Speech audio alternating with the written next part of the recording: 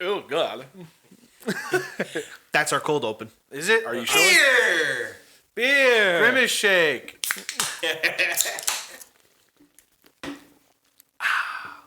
That was good. It was good.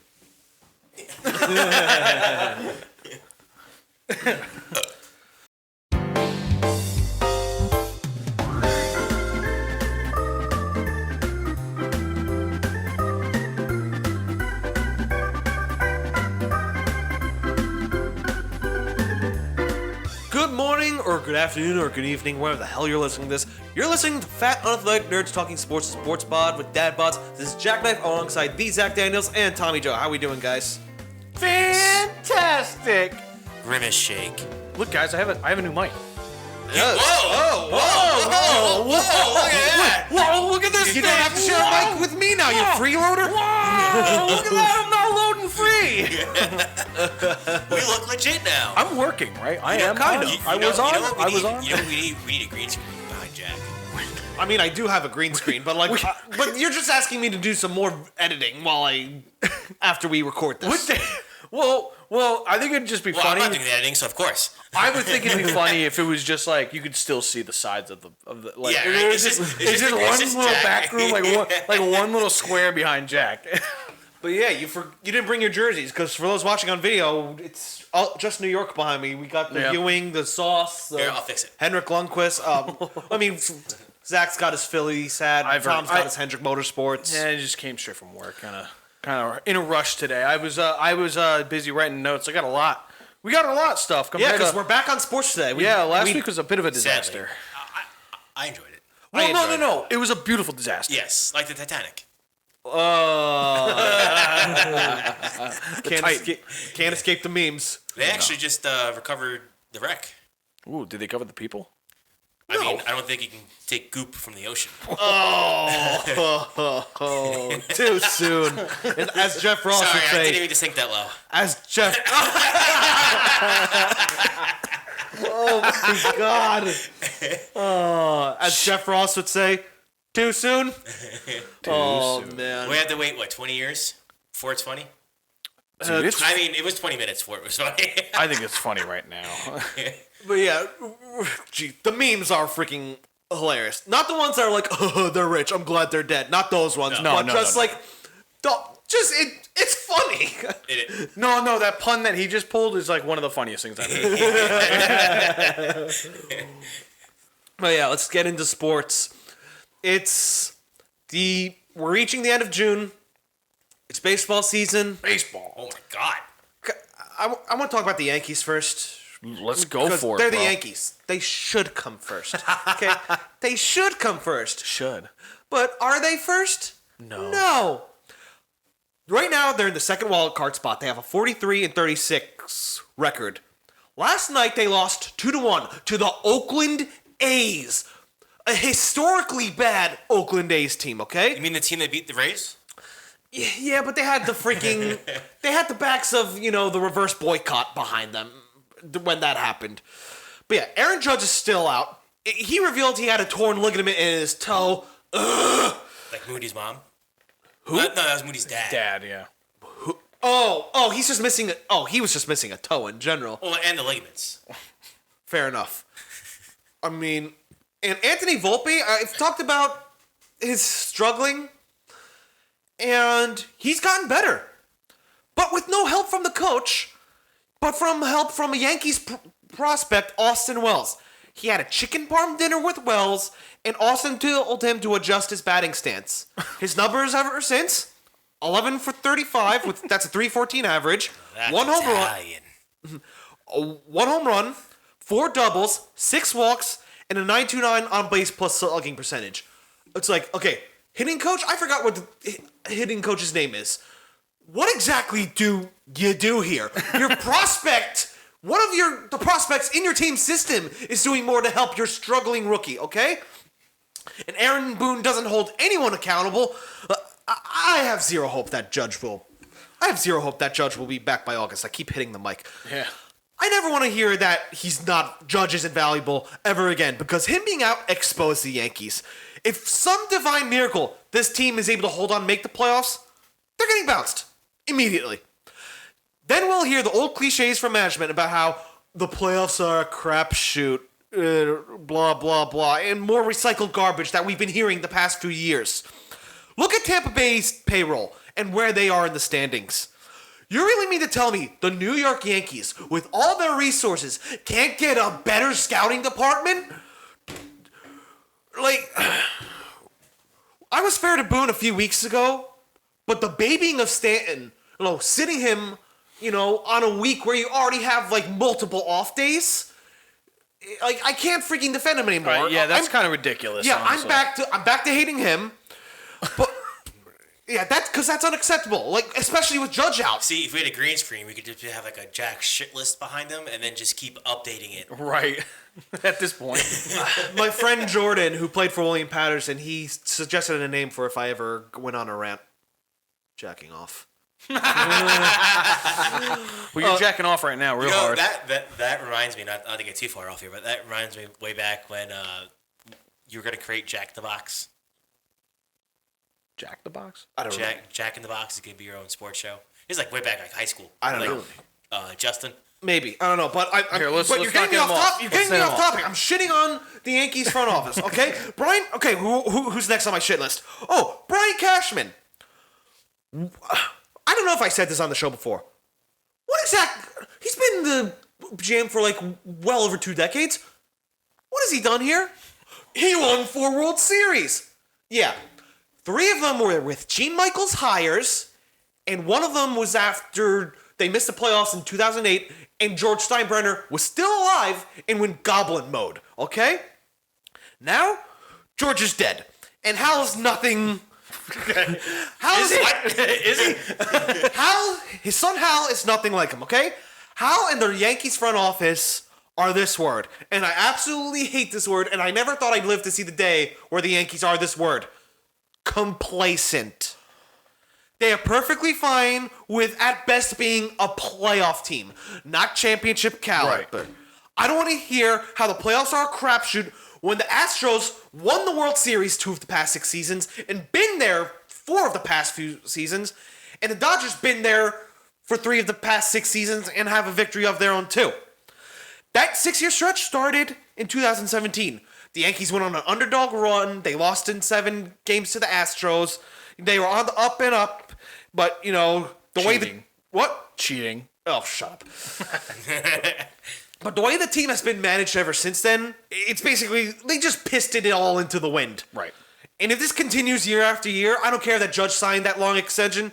Eventually, he's not gonna stand for it and be like, you know what? Fuck this. I'm out. I actually saw before this weekend, I had a busy weekend. I don't know about anybody else. went to a 60th birthday party for someone. Got very lit there. But we talked about the Yankees with some other family members. And, dude, what's this? What was the... You know what? Honestly, I feel like it's a top-down thing, all right? You could be upset at... You could be upset at Boone. You move that away from you. You can't talk. It's so I don't breathe into the microphone, okay? Because I notice that whenever I listen. But one time you're talking normally, you don't have the mic in your face. Well, anyway, no, look. So all I know is it comes from the top down because, Boone, yeah, bad coach, probably should have gotten rid of him, but he can only do what he can do with the people he has, too, to a certain degree. It doesn't help that Judge gets hurt a lot. Sorry, I like Aaron Judge. He got hurt crashing through a wall. I know. No. I know, but he also gets hurt a lot, does he not? You know what that reminds me of? What? Andrew Luck. Yeah, he's amazing, but he gets hurt a lot. Oh, don't give me the thought of Aaron Judge retiring early. Dude, I don't think that's going to happen. I don't think baseball works like that. Football, you definitely have a better reason to be like, yeah, fuck this, I'm out, really quick. Because you could just get maimed. But I think on the Michael Kay show, I heard he said, I don't understand why fans are... I think you made a meme about it. I don't understand why fans are upset. It's middle of June. It's like, yeah, dude, it's middle of June. You're 2.5 months into the season.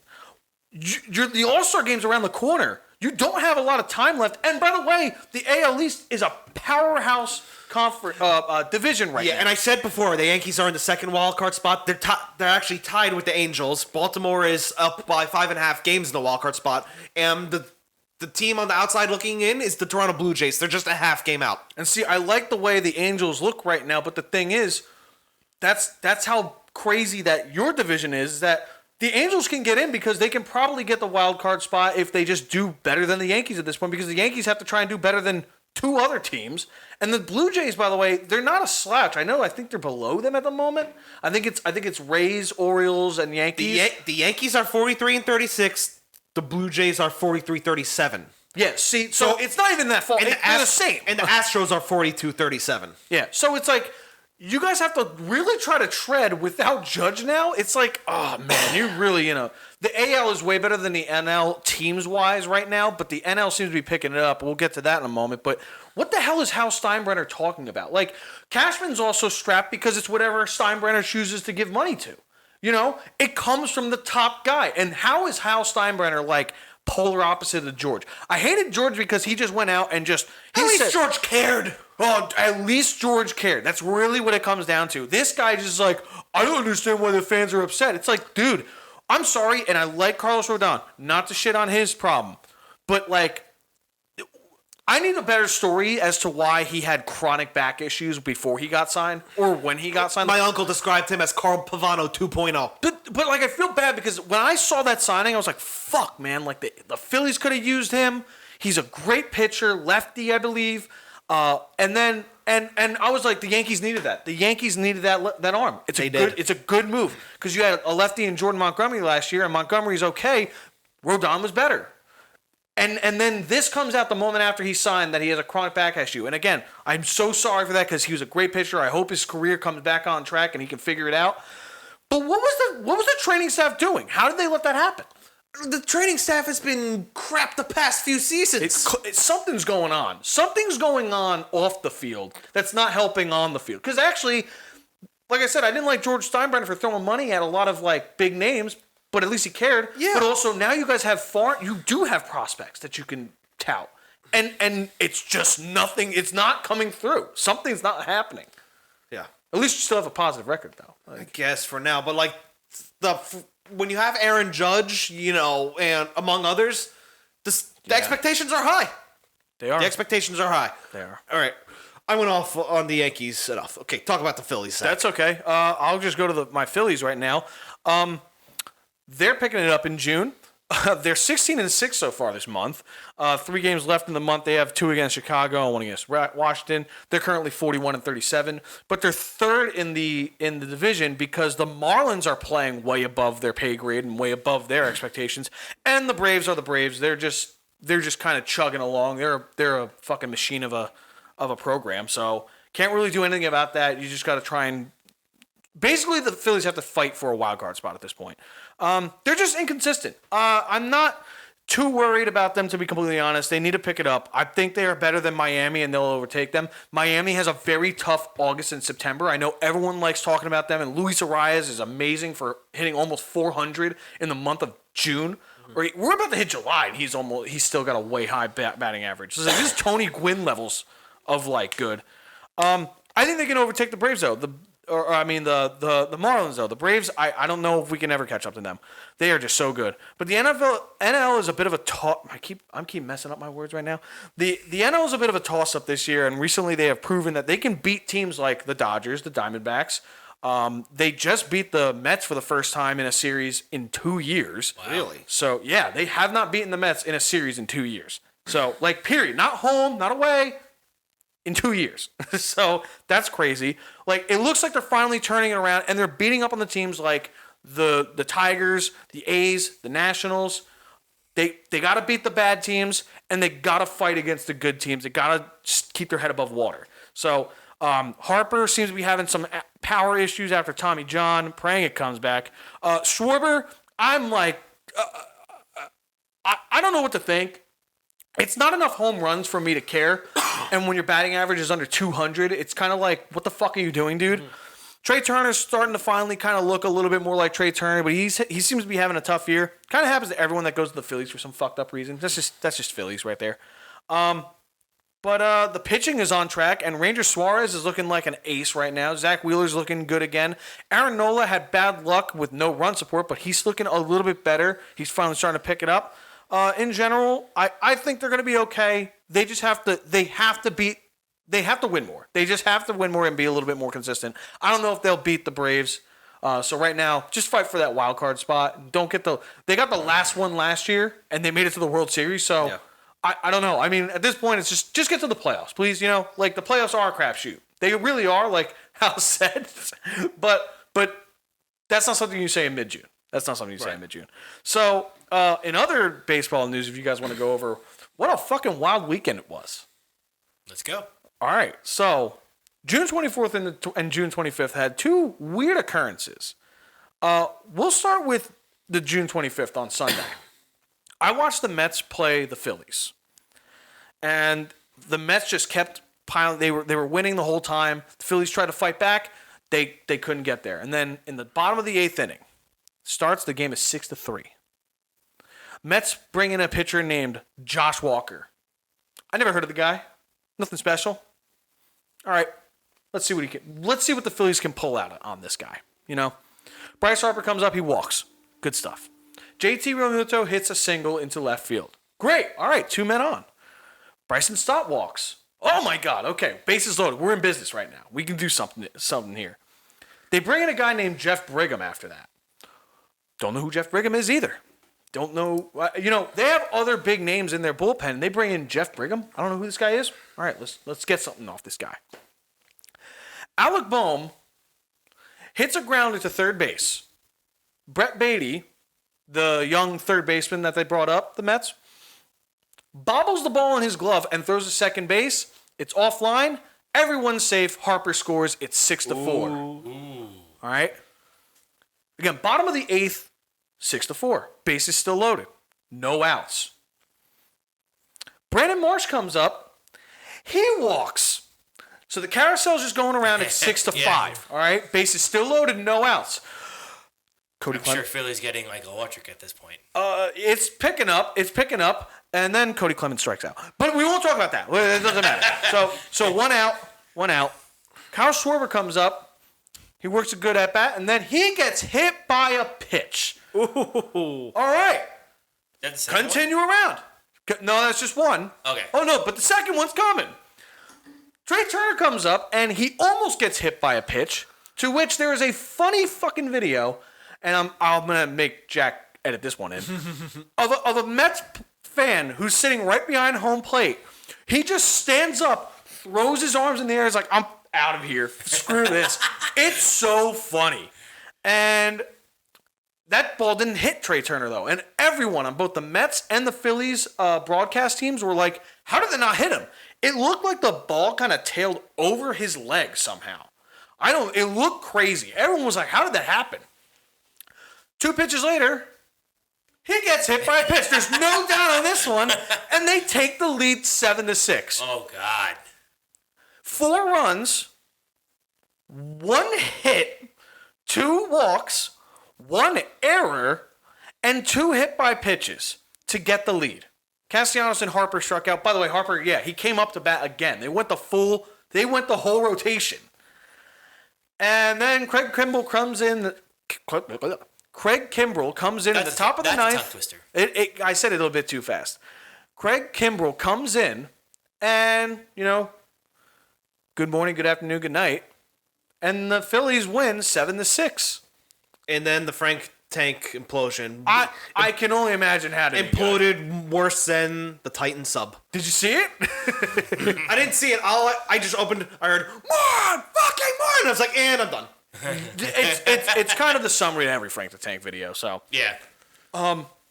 But in other news outside of the Phillies and Yankees, Jack, we got to talk about this Colorado and Los Angeles thing. Did you watch murder? Did you watch What murder? Any highlights or anything of this? I didn't see the highlights of it. It is a spectacle to witness. It is a spectacle to witness. The top of the 3rd inning starts on Saturday. The Angels are leading 2-0. By the end of by the bottom of the 3rd, the Angels are leading 15-0. Oh, shit. They had a 13-run top of the 3rd inning, which was a franchise record for runs scored in a single inning by the Angels and runs given up in a single inning by the Rockies. Rockies don't do anything in the bottom of the third. Top of the fourth starts. You ready? It's 15-0 Angels. The bottom of the fourth starts. It's 23-0. What? The Angels are now winning by 3 touchdowns and a safety. By 3 touchdowns. Yeah. The 21 runs on 17 hits, including 5 home runs in the third and fourth innings alone. Oh, and 27 total at-bats. In case you don't know, there's 27 outs in a single game. I know that. Yeah, but like think about that for a second. They had a full game's worth of outs in 2 innings. Like Jeez. that's insane. 27 20 yeah, you get what I'm saying. The Colorado Rockies, every time I see them, I literally go like, oh yeah, Denver has a baseball team. Basically. Yeah. Basically. I like their mascot though. I like their jerseys. Is Pretty it nice. is it Dwayne the Rock Johnson? No, it's a Dwayne the Rocky It's a Johnson? Triceratops named Dinger. It is a Triceratops named Dinger. Yeah. Oh, I remember that. Yeah. I remember that. So anyway, the game ended though 25-1. The numbers for a lot of the players were crazy. Shohei was not one of them. He only had 1 single for an RBI. That's it. Everyone else did the work, including Mickey Moniak, who was a former first-round draft pick for the Phillies. So Wow. cool. Good for him, I guess. He sucked with us. But it was the record for most runs and hits in a single game for the Angels, as well as the record I said before. The Rockies' record for most earned runs allowed with 24. Think of that. Not even errors. There was no errors. Only 1 error happened, and it was a ball that dropped between left and center field. The guys looked up, had no idea where the ball was, and it fell right between them. That summed up the whole game. The Angels are currently 44-37, second in the AL West, like you had said it before. The Texas Rangers are only doing better. They are finally starting to look like a team that's going to make a playoff run with the 2 best players in the game by far. Yeah, didn't Ohtani the other night in the same game have 10 strikeouts and 2 home runs? Nope, that was actually last night. Oh, really? Yeah. No, they're just a hot team right now. They're allowing him to pitch and hit in the same game now? Yeah, no, he's a DH. The way it works is he can always do that. Okay. Yeah, he can pitch just as long as he DHs. It's kind of like if you took out a second baseman, you have to put in a new second baseman, he's out of the lineup. He's a DH. He never gets taken out of the lineup. He could just get taken off the mound. I could have sworn they said in the same game, though, he got 10 strikeouts and 2 home runs. No, in that game, he was only a DH and he only got 1 hit. Okay. But that was last night. He went 3 for 3, had 2 walks or a walk or something, and 2 home runs. Wow. And he pitched, and he had like 6 innings in and 10 Ks. The guy's a cyborg. He's a murderous cyborg. Yeah. It's unbelievable. He is, and I thought I was like, you're crazy for thinking he's MVP last year, but like right now, I don't think you can really make an argument for anyone else this year. Well, Aaron Judge isn't playing. So. Well, yeah. Well, no, and here's the other thing. Even if Aaron Judge was playing, he was playing amazing. He's still not touching because he's not on the same pace as 62 home runs. This year, no. Absolutely not. You have to be on a record pace to beat this fucking guy. It's insane. And you had to start 2 months ago. Yeah. You can't catch him now. No way. And by the way, Mike Trout is still a monster. Mike Trout did have a good game in that 25-1 shellacking. But that's how crazy that team is right now. That 25-1, and like Shohei was the quiet one. It was everyone else. Everyone hit. They took, I think, Shohei and Trout out of the game at one point. That's a good credit. They took him out. They took him out because they were like, we don't want to get him to get hurt. Obviously, we're winning by 15 runs. Yeah. So they're finally looking like they can. I really hope they make a playoff run with the 2. That's when you start phoning up the minor league. Hey, you want to play? Basically, like in the middle of the game. And I just hope that they do I honestly do hope they make a playoff run because we need Shohei and Trout in the playoffs. I mean, those guys deserve it. They really do. I know Shohei has been around a short amount of time. We still need him. Trout's been here forever and hasn't gone to the playoffs. Or has he? I don't know. I'm gonna look it up right now. It's not been. All I know is it's not been worth it. No, I'm okay right now. You good? What? You're getting another beer? Beer run. Give me another beer. I'll get you one.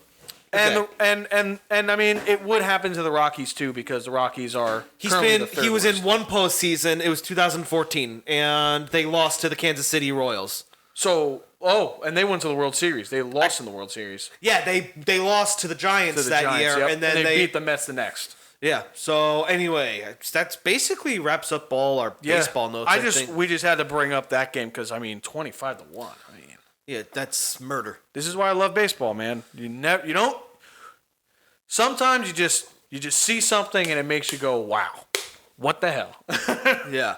So I could say the same for Zion Williamson, what he's been doing off the court lately. Like wow, what the hell? But what the hell? But speaking of basketball, the NBA draft happened. So that just shows how bad I am at keeping track of basketball. I don't even think it's your fault though. It's kind of like they don't really make it a big deal. They just I'm not saying it's not a big deal for basketball fans that are listening by any chance. So it's just they didn't really hype it up. The only thing that was hyped up was Victor Wembanyama, or I'm gonna call him Victor Benyamama. So he's I did do some research on this guy. 19 years old. He won multiple awards in French basketball. I see what you described him as, French unicorn. That's all I could say. He sounds like a French unicorn prospect. He's the most hyped of this generation by far, and that's including Zion. Zion was very hyped. This kid across the pond has been blowing up. He's 7'5". He's officially the biggest player in the NBA, the tallest. He's pretty thin, but he's got an 8-foot wing. He's 7'5" and has an 8-foot wingspan. And he's described as having a beautiful shot, can shoot threes, has great handles, and is a versatile defender with surprisingly quick feet because, big guys aren't supposed to be able to be that limber on their feet. He was selected by the Spurs, and he's basically expected to be their savior because they've been not a good team for several years now.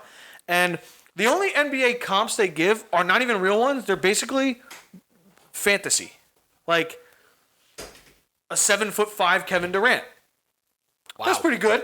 Kristaps Porzingis, he's not incredible, but he's a great player. He's just bigger than Kristaps. He's a bigger Kristaps Porzingis. I don't know, man. That's all that happened in the draft, really. I didn't care because the Sixers didn't have any picks. They got Nick Nurse, who's a successful NBA championship coach. Very coach. risky name.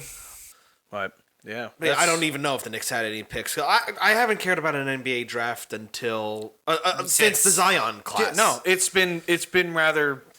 It's all kids who are they have to go to college to do 1 year, and then they go to the draft.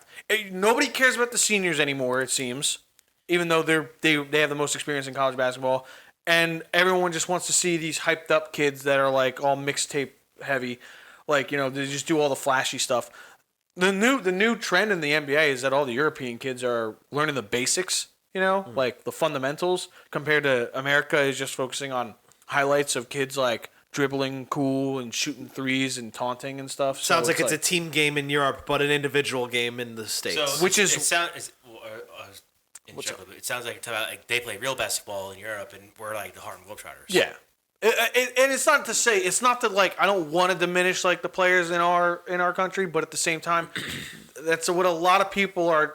I think Damian Lillard pointed that out. That's a trend that's going on. That these kids in America are not focused on the fundamentals, and they come to the NBA and they don't know how to run a real offense. So or play real defense. They just focus on themselves and taunting and stuff. That's why this 7'5" freaking nature from France, who has won multiple. He's 19 years old, and I think he's won 3 Player of the Years for a professional league or something. Wow. I read some crazy stuff on this kid. He's 19. He apparently has a younger brother who's also a freaking nature too. I don't know. This guy is really hyped, even more so than Zion. I'm no joke. I'm saying this is the most hyped basketball player I've seen since LeBron. They've been talking about him, ESPN has even been talking about him since last year before he was even eligible. It's kind of insane, but yeah, there's nothing really going on. I think there were some trades. I think Kristaps Porzingis is on the Celtics now. Yeah, Chris Paul got traded to the Washington Wizards. Oh, that was a whole thing going on. That there's a bunch of movement going on, but I don't know. It's kind of quiet right now. Right. we missed that fun. That was like last week. Speaking of rookies, I just saw I don't know, a meme or article, whatever. But Stanton Barrett, when he completes his rookie year, he'll be the same age as his rookie contract. When he completes his rookie contract, he'll be the same age as Andrew Luck when he retired from the NFL. Shit. Who? Stanton Barrett. I don't know what sport. The NFL. No, NFL, college football. Stanton Barrett? Am I saying it right? Stetson Bennett. Stetson Bennett. Stetson Bennett. Yeah. Oh, I thought you were talking about NASCAR. I thought you were talking about NASCAR. No. Stetson Bennett is gonna, when he finishes up his rookie contract, he will be the same age as Andrew Luck when he retired. Well, Stetson Bennett played college football for like about 30 years. Yeah, for yeah, like he's 2 25 decades. years old now. He's about to go Four the. scoring 7 years ago, you know. Yeah. But Like, let's seriously. shift gears. Tom, So take let's us to shift the gears. race. Oh, we're shifting gears. Wait, so it's my turn. My turn, assholes. So, NASCAR is back. We had a little bit of an off week. Well, not a little bit. We had an off week. We had nothing. We had Father's Day. You know, I guess. Again, it doesn't make sense to me. Which, I mean, if I'd rather spend time with my mother on Mother's Day than spend time with my father on Father's Day. I think I can no longer count this on two hands. How many times you've said that?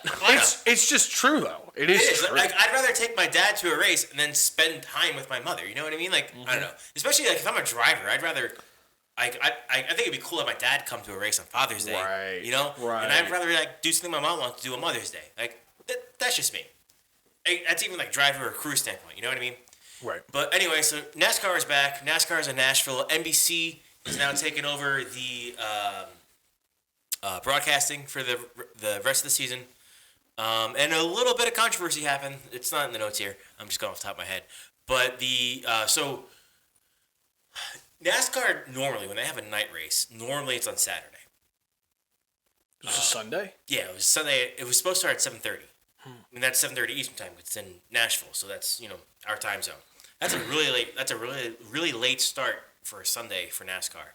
But then again, I'm thinking about it. Okay, it's a prime time slot on Sunday. There's really like right now. There's really nothing else going on Sunday night. Maybe a baseball game. So I'm like, all right, I get it. And like you have Sunday night football. You have Tuesday night football. Not Tuesday. You have Monday night football. Thursday night football. I mean, you have prime time sporting events. So I mean, okay, maybe NASCAR could do it. But this week, so this was the first week with NBC back, and the race got pushed up because of rain. Well, because of the threat of rain.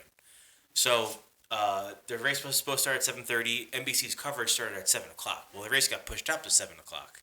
So like 7:02, I put NBC on, and there are 2 laps into the race, and I'm like, the fuck? I didn't realize they pushed the race up because they have no pre-race show. Now that's not that big of a deal, but like.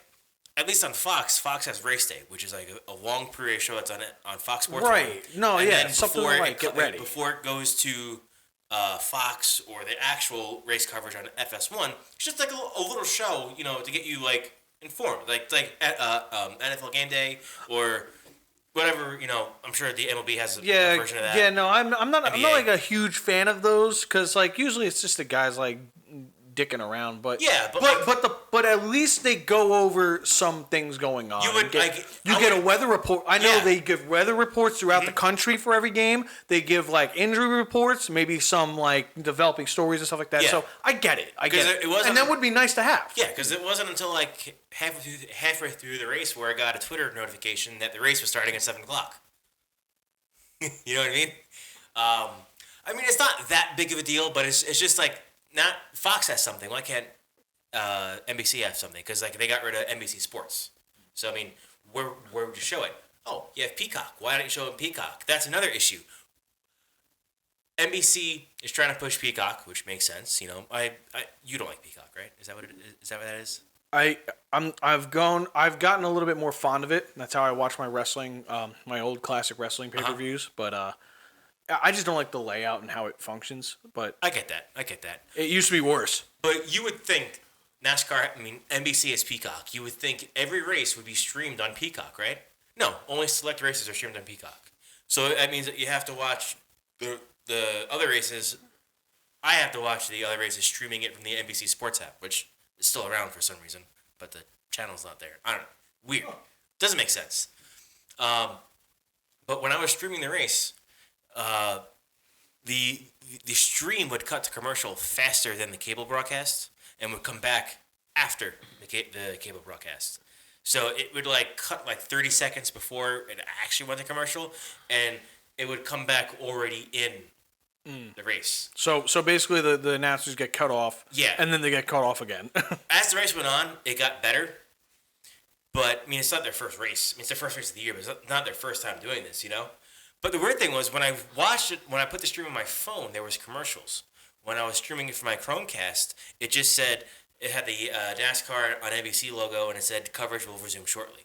So it was just that, and then it would just cut in and out during the stream. It was terrible. And then for whatever reason, they decided to have Jeff Burton and Dale Jr., who sound similar to begin with.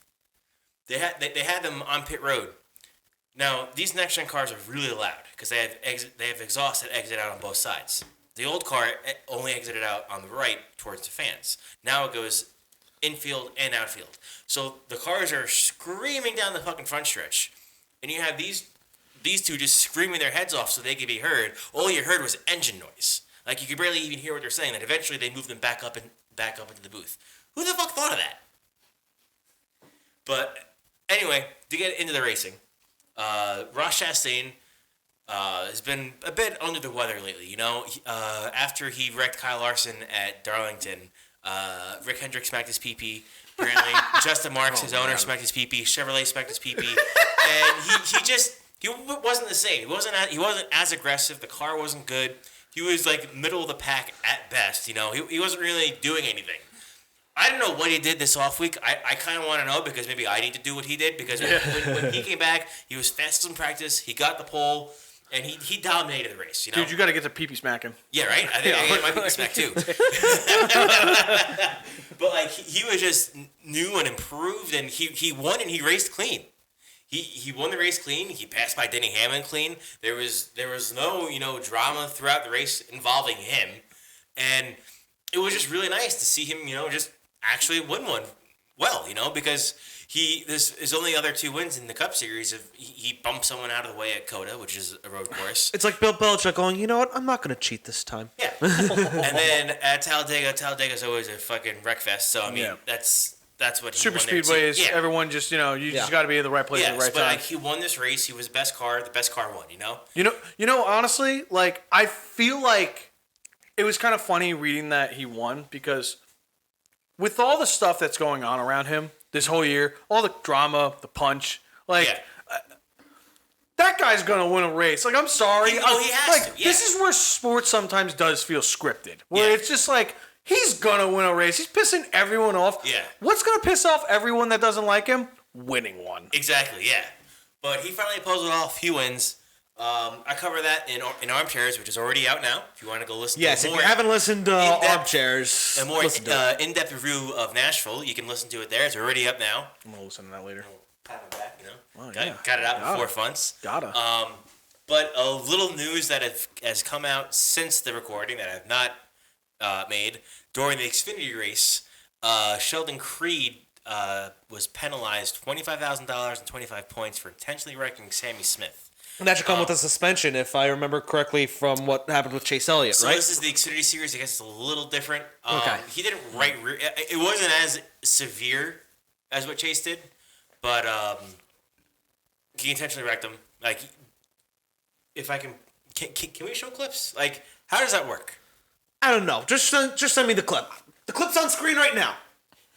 There you go. Okay, so as you can see, I remember watching the race. I'm like, he clearly dumped him. So I was like, all right. And then in some sad news, Jimmy Johnson is not going to be racing in Chicago this weekend. He's running a limited schedule. Chicago was one of his dates. He was going to run. He ran Daytona, where he wrecked it at Daytona. Didn't finish there. He got wrecked in the first lap at COTA. Didn't finish there.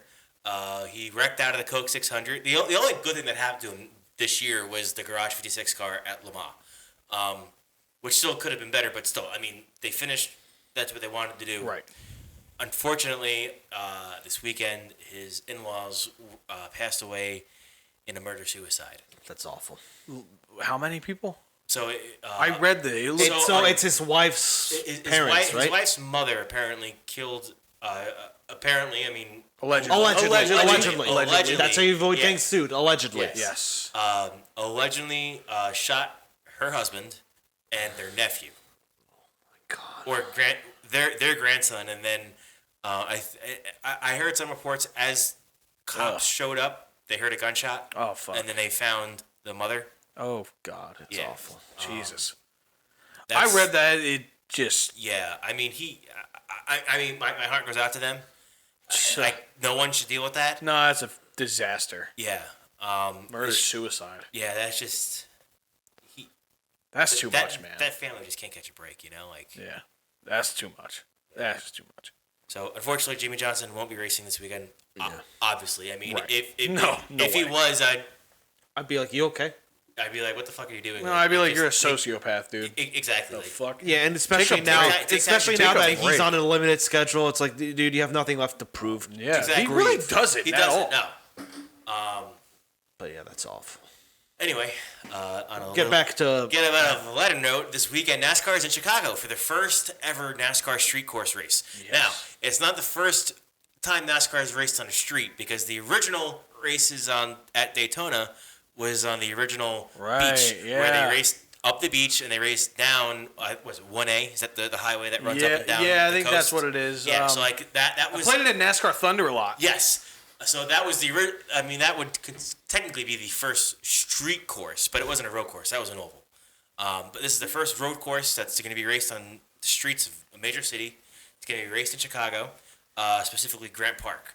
When is this race? I have to... This weekend, right? Man. This weekend, yeah. It's Sunday. What Sunday. time? I I have it's good 4th of question. July weekend. Oh, I right got here. parties, bro. It's right here. It's very- Chicago schedule. Is it on a Saturday or Sunday? Well, it's Sunday. Well, the Cup Series is racing on Saturday, so the Well, I mean, Bree and I are going to our Uncle Bob's for barbecue. I might have to tell him to put that on. Oh, dude, yeah, it's... Yeah, But like I was listening to Armchairs today, and like it's very interesting what you said. Like it's basically most of the turns are just 90-degree turns. Yes. Like you don't. Has that ever been in a NASCAR race? Like I mean, that, well, no. Indianapolis, I guess. kind of, but they're bigger though. You know. But yeah, that's bigger. This is basically like if they took. How's this for an analogy? It's like they took Bowman Gray and kind of turned it into a road course, if that makes sense. Yeah, you know, it's funny you bring up like Indy, right? Is Yeah. that what you just said? Like, yeah, no, those are 90 degrees from like, you know, like 5 miles above the track. You know, it's Yeah. like that's like a tenth of a mile, which is plenty of time to turn. But yeah, This sounds insane. But yeah, you talked about with Alex. It's like, you know what? I kind of agree. Like they could have. There's other cities they could have tried this in first, Oh, like yes. Miami. like there's already cities that have road course races that like racing. And I especially love your Detroit idea. You know, Michigan's nearby, the Motor City. Why not do that? So you see where that is in the Whoa, middle okay. there? The It's viewers, gonna be the on the screen. maps on screen. Yeah. So you see in the middle there, that's an intersection. That's a street. That's a street. That's an intersection. It's like a four, maybe like a 6-lane intersection. But Holy that's shit! yeah. So that's gonna be a very tight turn. Wow. So if there's a little separation in this, and like which always happens. I mean, there's walls there, so like no one's gonna meet. But I'm saying, but that's gonna be a very narrow turn. Damn. It's not Man. gonna be like figure 8 racing. Man, I hate the 21st century. We care about safety and stuff. Like, come But on. Jay, you saw it? Yeah, I'm already downloading it now, so I can So- edit it into the video. So on Saturday you have the Xfinity race at 5:00, and Sunday you have the Cup race at 5:30. Wow. I mean, like I said on Armchairs, I want this to work. I want this to be a success. I want them to be able to say, hey, maybe we could have a rotating city every year. Like maybe we'll do. Is that what they do? Well, no, this is the first time. It's the first time. This is the first time. I do believe in you. I just know you're gonna fail. Exactly. I just really don't think Chicago is the place to test it out at. You know what I mean? No. Because I really don't.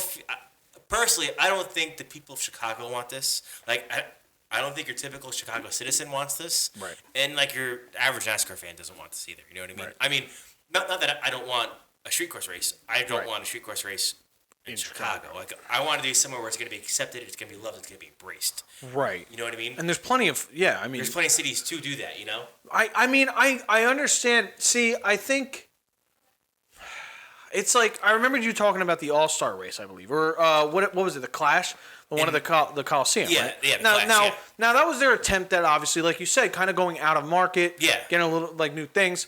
So like, I don't know. Let's see how this goes. Exactly. What were your thoughts on the Coliseum race before it happened? When the Coliseum race, when it first happened, I was like, this is terrible. Like, no one's gonna go. And why are you going from Charlotte right to California then to Daytona? Yeah, Like, well, the biggest race of the year. yeah, that's kind you of. know what I mean? Like, I guess the logistics of that is dumb, but like, how was the race though? the race was okay. I mean, But that's not a points race, right? Is this a points race? Yes, this is a points race. Ah. The Clash was always a gimmick. You know what I mean? No, of course. So like the racing, it was cool. I mean, it's Right. it's a third mile track or quarter mile track, whatever it is. Right. It's cool. You know, I mean, Right. I liked it. I don't hate the Clash. I don't love the Clash. I look forward to it because like it's the first race of the year now, so like Right. I look forward to it because it kicks off the season. But like you can't look at that and be like, oh hey, this guy's good here. He's going to be good. You know, it's a gimmick. Right. But that's fine because the Clash has always been a gimmick. Even when it was at Daytona, it was always a gimmick. It wasn't. I mean, when it was at Daytona, it kind of gave you like a little bit of a preview of what to expect at the 500. But it was never concrete. Like, hey, this guy won the Clash at Daytona. It means nothing. He's gonna win the 500. Like, means but it was nothing. like, oh, like it was almost like a free test session. Not free, but you know, it was a test session almost. That's how like the teams looked at it. Now you're at a different track. You're at a track you only go to once just for this. I don't hate it. I wish that what they could have taken away from the Clash was, hey, we can race inside football stadiums. That would be cool. Major cities have football stadiums. Yeah. That's a Yeah, good way to get that'll into work, major yeah. markets. That'll work. That's what I was hoping would come of it. But even if it stays at the Coliseum, like it's all right. I like it. But with having the street course race in Chicago, I just don't know how it's going to be perceived by everyone. You know what I mean? Right. Yeah. And I hope it works. I hope it works well.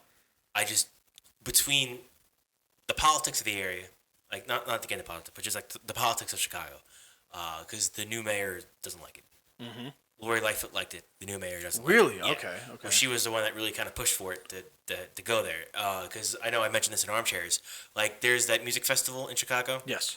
Rolling Loud. No wait. No. Lollapalooza? Yes. They paid millions of dollars for Grant Park.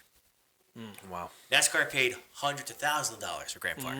Now, granted, Chicago is going to be involved in tickets, merch, and all that other stuff, and just sales in the area, and the fucking tax revenue that the fucking city's going to get just from people going there. You know what I mean?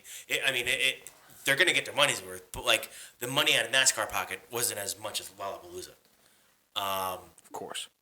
And like legislators are upset about it. You know, people are upset about it, and I just don't think they want it. Right. You know what I mean? Right. Like that going in there, no matter what the track is like, is already a negative. Yeah. The track layout is terrible. Yeah. That's another negative. I just don't know how it's going to play out. I want it to do well because I hope they could go to other cities, but they already have a track outside of Chicago in Chicagoland. Yeah. A great 1.5 mile track that this next gen car would probably do amazing at that they don't race at anymore. Yeah. That's the irony of this whole thing is that there was a big push to go back to short track racing because with the previous car, the car that was from like 2013 to 2020, the Gen 6 car, that track performed well at short tracks, but it hindered at mile and a halves. Mile and a halves were pretty much snooze fest. Winner, like the leader just drove away, and that's kind of what it was. Ironically, Chicagoland kind of had like some of the better finishes in recent years, but they got rid of it. They made this more push for short tracks. It's where like North of Wilkesboro came back from, the Clash, a short track. Right. But this next gen car doesn't perform well on short tracks. So like they shot themselves in the foot twice. Like they got rid of the good track for this car, then they brought in this car that's not good for short tracks. Well, I guess we're gonna find out, aren't we? I want to watch this race. Oh, I'm very watch it too. intrigued to see how this will go. I want to watch it in the fact that I want to look at a car wreck because you can't look away. Like that's the mentality I'm going in for. I feel like this is and overall just this year in NASCAR from what you've been telling me, unless I've just been missing out, it seems like they're trying a lot of new things this they year. are. They like are. compared to recent, I haven't heard this many new things going on in NASCAR. And like apparently, it's a lot. Yes, it's great. And apparently the playoffs are going to get. There's rumors of changes happening to the playoffs next season. Which I'm excited about that. I mean, I don't know how often you have to change the playoffs. I mean, they changed the chase because like before it was playoffs, it was the chase. Yeah. And they change the chase every year. But when Jimmy Johnson won his first one, they're like, okay. When he won his second one, they're like, all right, we probably got to change this because we don't want this guy sticking up our show. He wanted to win the next fucking 5. Well, he wanted to win 5 straight with fucking different points systems. Yeah. Every year. Maybe you just have a good driver on your hands. Like, exactly. And then people would be like, "Oh, he cheated." They all fucking cheat. You know what I mean? Oh, they like. Everyone plays with the same fucking rules. NASCAR's a sport where you say if you find out your favorite guy's not cheating, you're like, "What are you doing?" Exactly. If you're not cheating, you're not trying. That's how it is in NASCAR. You know what I mean? Yeah, you know how it feels like with having Garrett Cole on your roster and in the Yankees, right? Hey, how you doing, Alec Manoah? Getting bound? Dude, he got crushed. He must be trying something new. Both guys who called Garrett Cole a cheater are freaking garbage right now. Josh Donaldson, Alec Manoah, jeez, you name it. But yeah, any more NASCAR notes, Tom? Just a touch of Chicago. Like I would like to see them race in the Meadowlands. Like maybe the parking lot of that'd be nice. That would be. And unlike Chicago, you'd probably have runoff there. Yeah, that's another thing that I haven't said on here. But like there's no runoff. Every NASCAR road course has runoff. So if you overshoot the turn, there is a sand pit. There's asphalt. Yeah. There's grass. There's no runoff. You miss the turn, you're gonna crash. This is gonna be like an F1. This is gonna be like an F1 race where there's like no I forget what track they do it on, but like where it looks like Monaco where it's like everything's just like wall. Yeah. Like there's they're gonna have red flags if there's crashes. Yeah, without a doubt. Constantly. It's gonna be a wreck, but I don't want to be negative about it because I want it to be let's see what happens. I want it to be a good thing, but like I don't have the best state of mind going into it. I would like to see what happens. That's and I mean I think for the spectacle at least I'm interested. As for the results, if it's too tight and like there's no like action going on, like no passing or anything like that, I don't know. I mean, that's the only thing that would change. So, but yeah, I think we're. I hope it's good enough to the fact that like, hey, we can race in a city, but we're probably not going to do Chicago We're not going to again. do Chicago anymore. But we can go to New York because like they really need to get that New York market. Right. Because like okay, they have Pocono, they have Dover. Right. They have Watkins Glen. Got to get in there. That's far from New York City. Right. You know what I mean? Like if they could do the Meadowlands. That'd be good. That's not a populated area, but it's close enough to New York where you could just take a bus. That's why the Jets and Giants can still get away with calling themselves New York Jets, New York Giants, because they're right in the shadow of New York City. Or the Formula E Series races in some pier in Brooklyn. Put it there. There you go. You know what I mean? There you go. Do they really? Yeah. Oh wow. But it's like that's a big market that you might need. Yeah. You know what I mean? Give it a shot. All right. I think that's I'm interested. I can't wait. Yeah. All right. Can I talk about hockey now, guys? Yes. I'm so ready. Right. You got a lot going on. Okay, it's 8:05 at the time. It's 8:05 on June 28th. Let's see how long. Let's see if I can keep this within 10-15 minutes. Okay. Wait. Do you want me to time you? I'm looking at the clock on my screen. Okay, lots of hockey to talk about. The schedules were released yesterday. Tom, you're a big fan of the Blue Jackets. Yes. Okay, yes. that was hilarious. That was fucking hilarious. That almost made me want to be actually watch hockey. You know, for those of you watching on video, here it is. Tuesday! Live from the Nationwide Arena in downtown Columbus, Ohio, it's time to reveal the 2023-24 Blue Jackets schedule! Do you want to see when the Blue Jackets play? Of course you want to see when they play! Are you ready to hear about the new schedule? Of course you're ready! Whoa! Hey, you aren't doing this again, Kevin! Opening night is against the Philadelphia Flyers! We've got new defensemen, new forwards! We even went out and got a brand new... Ready to celebrate the holidays? We have tons of holiday games! We play on St. Patrick's Day, April Fool's Day, Leap Day, plus 8 action-packed home games during the month of December! You like Pittsburgh? No! Of course you don't like Pittsburgh! Well, don't miss your chance to show them how you feel! single National Hockey League team will be here. So don't delay. Tickets are going fast. Call 1-800-NHL-COLS to secure your seats. What are you waiting for? Go get your tickets now. All right, and we're back. So, Nice. anyway, the schedules were released yesterday. The Hockey Hall of Fame class of 2023 was announced. And that includes Henrik Lundqvist, the 6th all-time on wins, the winningest European-born goalie, tied for first all-time when Game 7 wins. Next is Tom Barrasso. He won 2 Stanley Cups with the Pittsburgh Penguins. Mike Vernon, he won 2 Stanley Cups, one with the Calgary Flames, one with the Detroit Red Wings. This is the first time since 1963 that 3 goalies are in the same Hall of Fame class. But yeah. Wow. But yeah. Fuck.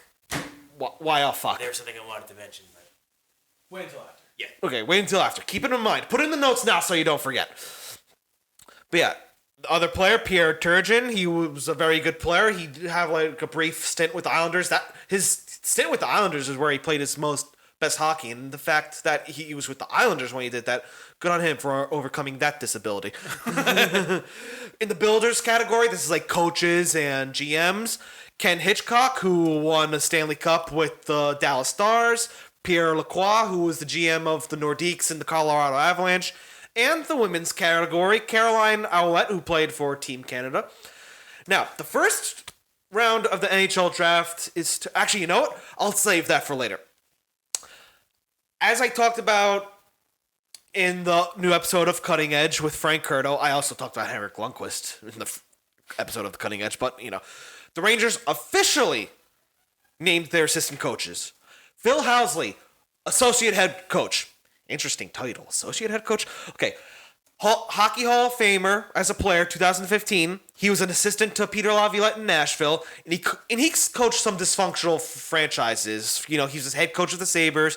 He was an assistant coach with the Coyotes. Next is Dan Muse. He was an assistant. He's the assistant coach now. He was an assistant under Laviolette in Nashville too. He coached the U.S. National Development Team program in the USHL the past 3 years. He coached the under-18 USA Team Gold to... What was that sentence? In 2023, he coached the U.S. under-18 team to gold. Yes. And he coached the Chicago Steel of the USHL to the Clark Cup victory in 2017. And finally, Michael Pekka. As a player, 2-time Selke winner. That's the... Don't worry about it. Okay. Keep going. Okay. 2-time Selke winner. That's the best defensive forward.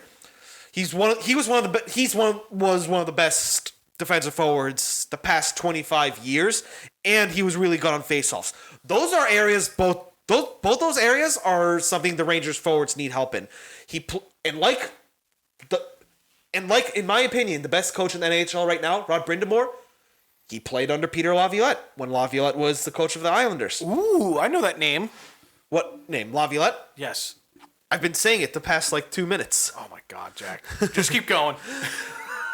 The past seasons, he was an assistant coach with the Rochester Americans, and he played a big part in the development of Sabres players Jack Quinn and J.J. Peterka.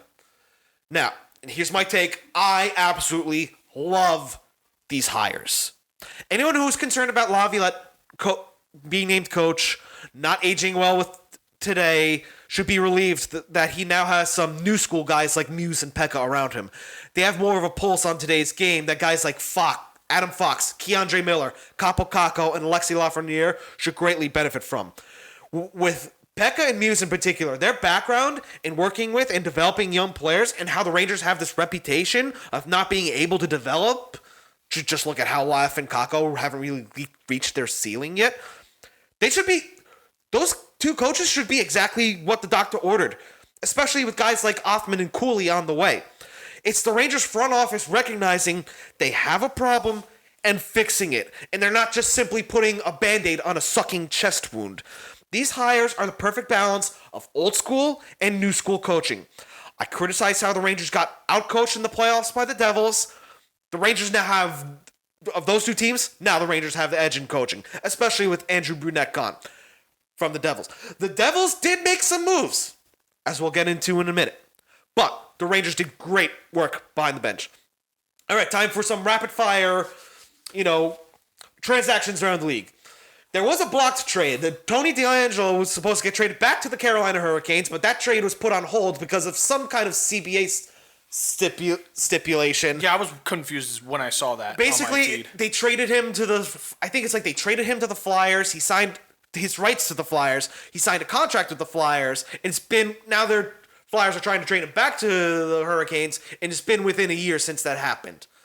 I think they're still trying to get it done, from what I know. That's fucking weird. All right. Ryan Johansson was traded to the Colorado Avalanche, to the Nashville Predators. Wait, did I say that wrong? Wow, I wrote that wrong. Ryan Johansson was traded to the Avalanche from the Nashville Predators. That's what you just said. I guess I did. This is what happens. I'm going to blame the beer. Slow Just down. kidding. I love you. Slow down. Anyway. You got this. In return, Nashville got Alex Galchenyuk. I think that's a good trade for both teams.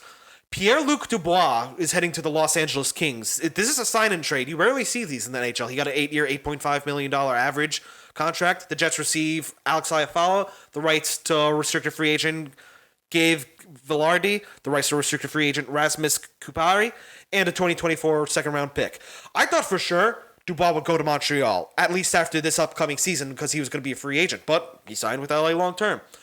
Taylor Hall is heading to the Chicago Blackhawks. I think that's the Boston Bruins clearing room for cap space.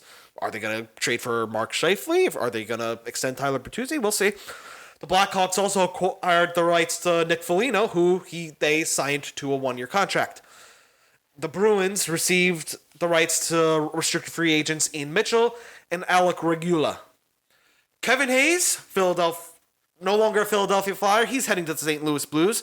The Flyers, I think this was a bad trade for the Flyers. The Flyers, all they got was a 6th-round pick, and they retained 50% of Hayes' salary. Torrey Krug is a very solid defenseman for the St. Louis Blues. He was initially part of the trade, and he vetoed it because he didn't want to go to a rebuilding team, which I guess makes sense. He's in the prime of his career. He wants to be on a team that's competitive. Alex Newhook is going to the Montreal Canadiens. He was a top prospect for the Colorado Avalanche, now for the Montreal Canadiens. In return, the Colorado Avalanche received Gianni Fairbrother and the 2023 first and second round pick. Ross Colton is no longer on the Tampa Bay Lightning. He's going to be heading to the Avalanche as well. The Lightning received a 2023 third round pick. Earlier today, an original Golden Knight, Riley Smith, was traded to the Pittsburgh Penguins for a third round pick for the 2024 draft. Now let's get into the moves I alluded to with the New Jersey Devils. They got Tyler Toffoli. And they sent to the Flames Yegor Sharangovich and a 2023 third round pick. This is an absolute steal for the Devils. This is a terrible trade for the Calgary Flames. They're in a free fall mode right now. No one wants to stay there. Toffoli is 31 years old. Sounds like my job. He won. Your boss is gonna hear it and be like, okay, bye. Just kidding. But he won 2 cups in Los Angeles in 2012-2014, and he's coming off a career year with 73 points on a team that missed the playoffs. This is a great move for the Devils. I don't remember if I mentioned last episode that they extended Jesper Bratt, but they recently extended Eric Holla too. Today they extended Timo Meier to an 8-year deal. They have their core locked up with these moves. And if they can add Connor Hellebuck in net, it's cup for bust for them. You guys know me. I'm a Ranger fan. If they get Connor Hellebuck in goal, I honestly don't think anyone's... I hate saying this. I don't think anyone's stopping them. And I'm especially nervous that they're going to get Hellebuck because they just traded one of their longtime goalies, Mackenzie Blackwoods, to the Sharks. And the Jets are in a rebuild, so it's more likely than not that Hellebuck's going to get traded somewhere. The Leafs are in the mix. The Oilers are in the mix. We'll see what happens. But, the Devils at the same time might not want to, overpay for him or, give him too much of a big contract. You know what it is. Finally, as far as transactions go, Ivan Barbashev signed a 5-year extension with the Golden Knights. And the Vancouver Canucks bought out Oliver Ekman-Larsson. The Canucks are another team that's in a complete disaster right now. I mean, free agency class this year, it doesn't really impress me. Like Barbashev, he's a good player. Don't get me wrong, but he was probably the top free agent of this draft. It was mostly like depth players, and I think what Vegas is getting for them is pretty good. I was initially thinking it would be like a Kirk Cousins thing, where it's like, oh, he's not that good, but because he's the best quarterback on the market, he's going to get overpaid. You know what I'm saying? But I think the 5 year, I think a little over $5 million cap it for him is pretty good for the type of player he is. But yeah, we'll get more into free agency after July 1st because that's when free agency starts. Really? It's in July. Is that July 1st? Yeah, I'm brain fart. Okay, it's 8. Jeez, 10 minutes. I am You're done. good. Okay, You're good. I'm at 8:16. Okay, NHL awards. Connor McDavid won the Hart Trophy. That's the MVP of the league. He was almost unanimous. One guy gave him a fifth place vote. One guy gave him a fifth place vote and voted for David Pastrnak. Okay, interesting. Pasternak's good, but come on. The Norris Trophy, this is best defenseman in the league. Erik Karlsson, he put up 101 points this year. Some Rangers fans think Adam Fox got robbed. Some Avalanche fans think Cale Makar got robbed. Everyone thinks their own player got robbed. Right. I kind of agree, but at the same time, you also got to take into consideration Karlsson put up a lot of points on a bad team. But maybe this leads to the future. Like, hey, maybe they make a Selke equivalent for defensemen, where it's like the Selke is best defensive forward, where you could do a best offensive defenseman. You know what I mean by that? Yes. Yes. Okay. Sure. Okay. Vezina, best goalie, Linus Ullmark. Selke, Patrice Bergeron, as he always wins.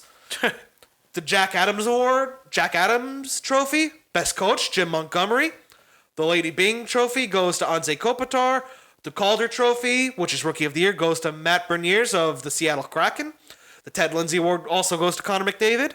The King Clancy Award goes to Michael Backlund, who's probably not going to be on the Calgary Flames. The Mark Messier Leadership Award goes to Steven Stamkos.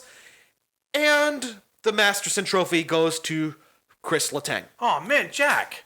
There's no Flyers on here. Well, I did talk about the Flyers. I'm joking. They suck. They're of course they're not going to win any awards. Well, here's the thing. Right now, the NHL draft is happening. I want to save this for last. Okay.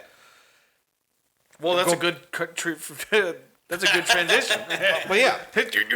Okay. For all I know, editing JackKnife might make an appearance in this video. But actually, I have the window open on this computer. I'll give an update after I read this. Yeah, I actually just read it. Don't tell me anything. Okay.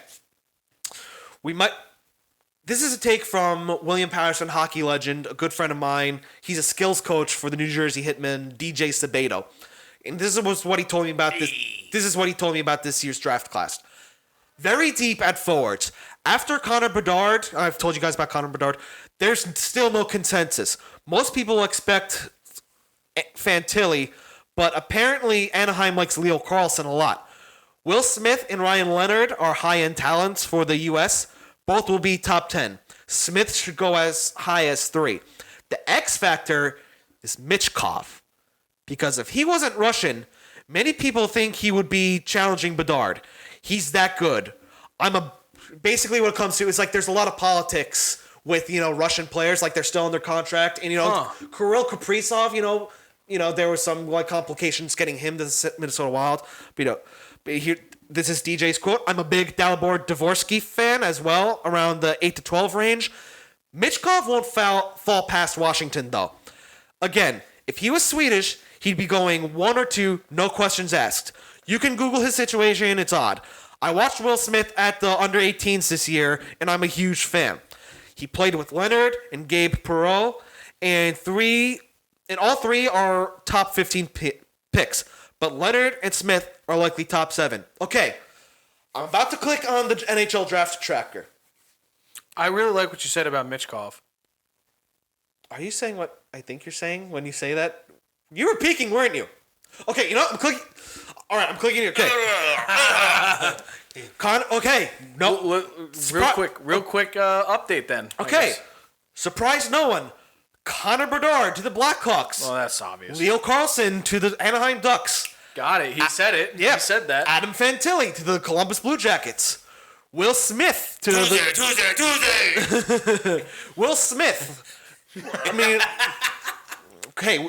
Sorry. Will Smith is going to come here and slap you. Will Smith, the San Jose Sharks. I'm talking about his wife.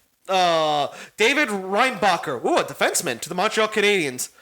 Dmitry Samishev to the Arizona Coyotes, and now I know why you're looking at me.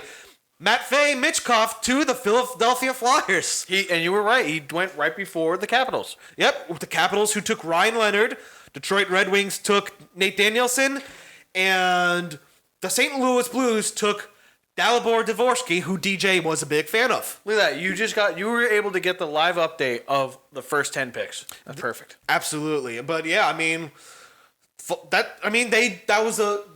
Flyers are kind of taking a risk with, Michkov, but that could be like a high risk, high reward situation with, how his potential. So I know that I've been trying to pay a little bit more attention to the Flyers. Right now they have 7 and 22, so they took Michkov at 7. You know obviously more than I do, of course. And what you just said obviously sounds really good. It looks like they're going to take, and honestly, this seems to be a trend with a lot of Philadelphia teams. They love to take risks on high risk guys. So clearly whatever you said about the Russian politics thing, and I understand that. They took him.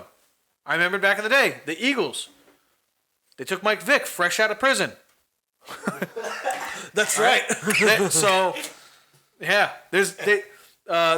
It's just they like to take risks. So it's like in their nature. And Keith Jones said they're going to try and build a team here.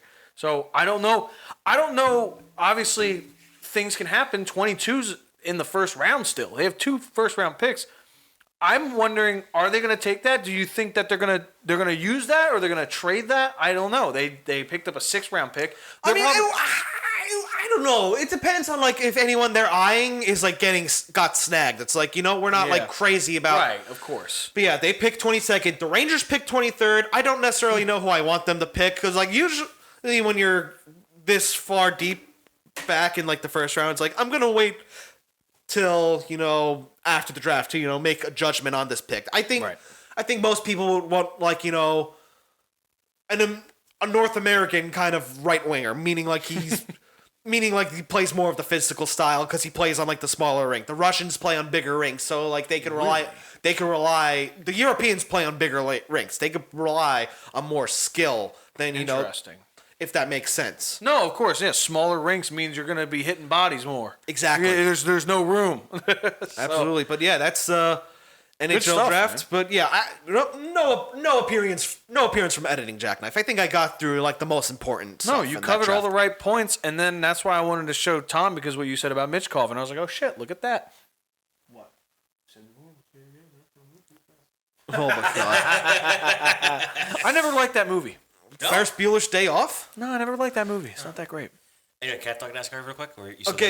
Those are all my hockey notes. What's the NASCAR note you forgot? So Nashville Super Speedway isn't a super speedway, and it isn't in Nashville. It's in Lebanon, Tennessee. It's 45 minutes away from downtown Nashville. There is a track in the Nashville Fairgrounds, which is in downtown Nashville. It currently hosts weekly racing, not NASCAR, just what you'd see at Wall Township. Yeah. So it hosts that kind of Cars Tour, stuff like that.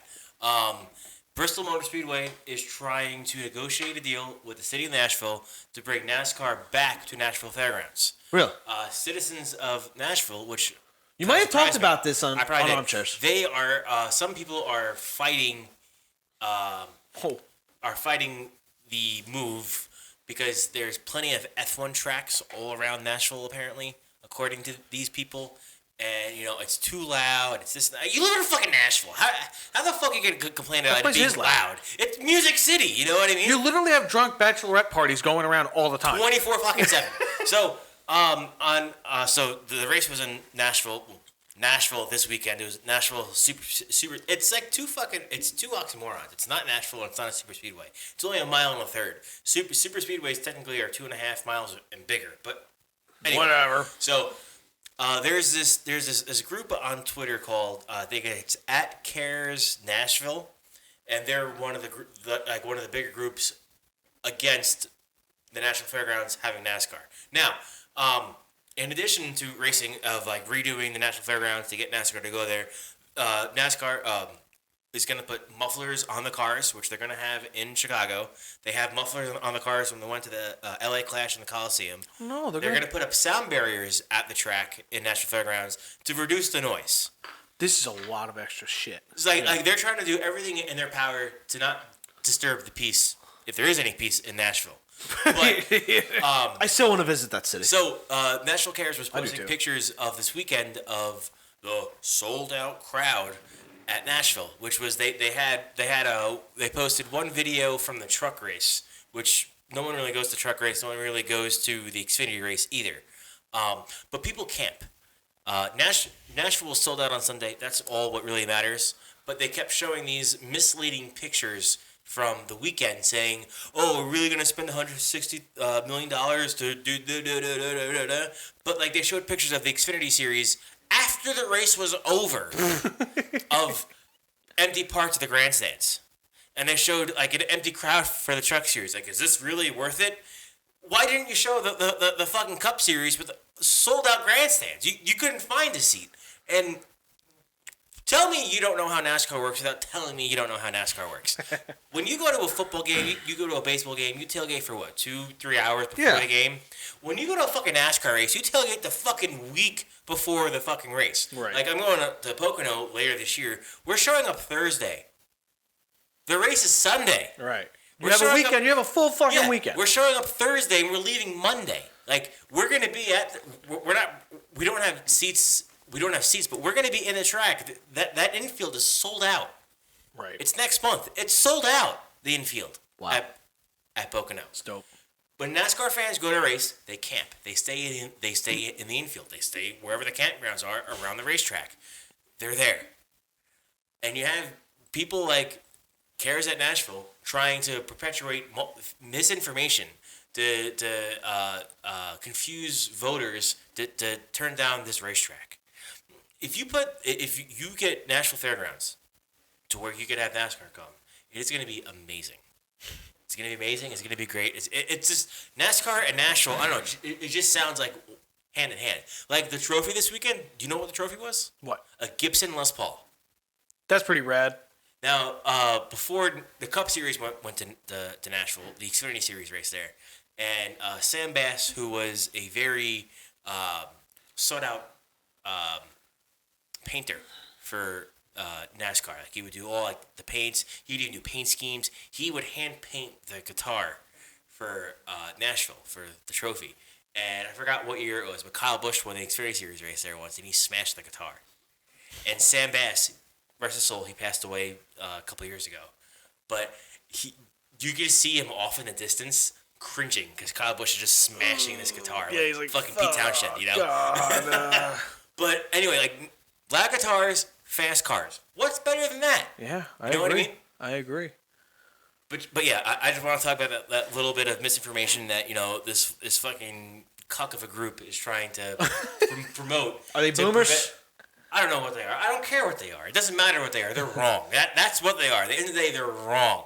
NASCAR and Nashville, like NASCAR in literally downtown Nashville, is going to be amazing. And anyone that's an enemy of Tom is an enemy of mine. Yeah. Any that's an enemy of Tom is a Darth. Yes. One quick note. So there is so in Australia they have the V8 Supercar Series. I think now it's just called Aussie V8s or something like that. The current Cup car is actually very similar to that, and there's the current Supercar V8 champion, like series champion, is actually going to be racing in Chicago this weekend. So he's probably going to have like the most upper hand because he's racing in a car that's similar to what he races in, and they race in the streets of Australia. And a lot of Darths from Australia are calling him out on it. Right. I didn't realize that Darths were international, but they are. They're everywhere. Well, I'm going to take this moment before we sign off and get real deep real quick. But not as deep as Titanic submarines. But yeah, I think we talked about every sports topic we want to talk about. But yeah, I think a couple episodes ago we talked about how like you want to do the Youngblood review. There's a slight change of plans. I'm going to be joining you on that review. Let's do that. I think I've been trying to do it solo, And I'm just not happy with how I talk to myself because I think I'm crazy enough that I have to talk to someone else. Dude, I'm the same way. That's why Splash and Go never got off the ground. It's fair. It's fair. It's very fair. It's tough. It's tough. I commend comedians who do it. You have to be a little full of yourself to be able to talk to yourself. Yeah, man. to I need more confidence. I need my dick to get bigger. So we're gonna do a review when we get the time. When we get the time, we're gonna find a review. We're gonna sit down. We're gonna watch it, and then we're gonna review it.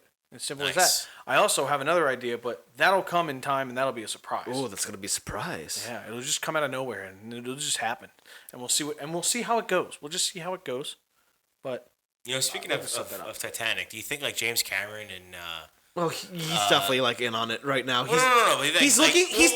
Wait. He's like that Spice Adams meme when he's behind the tree. You know. No, but do you think that James Cameron and Celine Dion are just waiting for their fucking royalty checks this year? I mean, this month.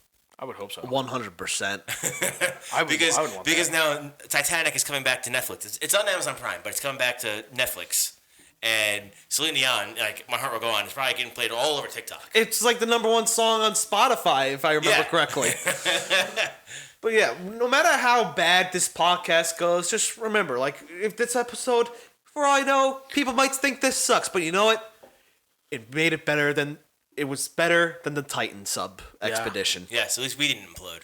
Yeah, We didn't implode. No, our batteries to our controller didn't die. No, Oh no. my god. It'd be really ironic if my recording just cut out right now. Because that happened in armchairs once, and now I'm kind of paranoid about it. Every time we record, that's just gonna stop recording for some reason.